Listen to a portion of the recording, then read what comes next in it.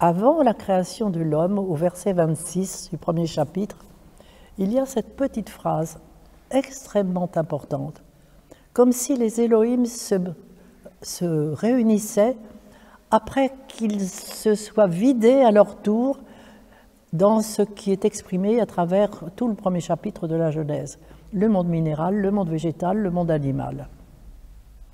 Et tout à coup, ils se réunissent.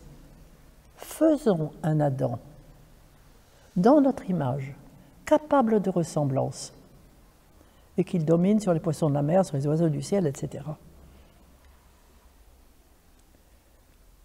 Nous sommes là devant le verbe « faire », qui n'est plus le verbe « créer ». Malheureusement, les Grecs ont recouvert par le même verbe, poïn, le verbe faire et le verbe créer, ce qui constitue des confusions énormes. Le verbe faire a toujours pour sujet et l'homme et son Elohim, qui doit devenir. Et vous verrez le deuxième chapitre de la Genèse, sera tout, qui est essentiellement le chapitre du verbe faire, on en parlera par la suite, a toujours pour sujet, les verbes ont tous pour sujet Yod et Vavé Elohim, le Seigneur que l'on doit devenir et Elohim. C'est une collaboration divino-humaine.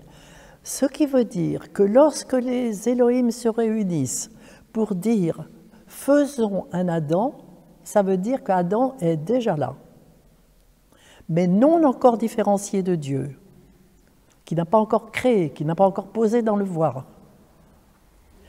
Comme si les Elohim posaient à Adam la question « es-tu d'accord pour être différencié de moi ? Es-tu d'accord pour te charger de tout ce vide, cet expire que j'ai exprimé, pour ramasser tout cela et revenir à moi. Intégrer tout cela et revenir à moi. C'est-à-dire, es-tu d'accord pour faire tout ce chemin de réintégration des eaux en sec, des cieux en terre, pour être épousé de moi. Et si, au verset suivant, « Et Dieu crée le Adam », cela veut dire qu'Adam a dit oui. Ça veut dire que nous tous qui sommes ici, nous avons signé notre contrat de noces avec Elohim, avec Dieu. Notre drame, c'est de l'avoir oublié.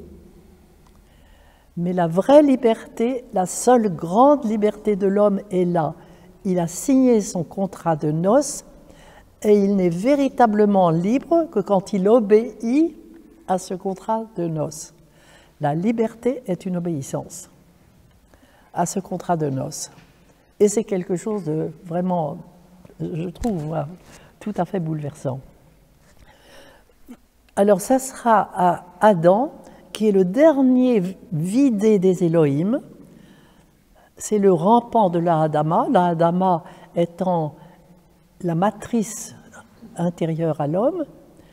Il y a tout ce vidé, ce rampant de la Hadama qui est appelé à se verticaliser et à remonter toute l'échelle. Et l'échelle, j'en parlerai cet après-midi. Mais maintenant, je laisse la parole à Bassarab.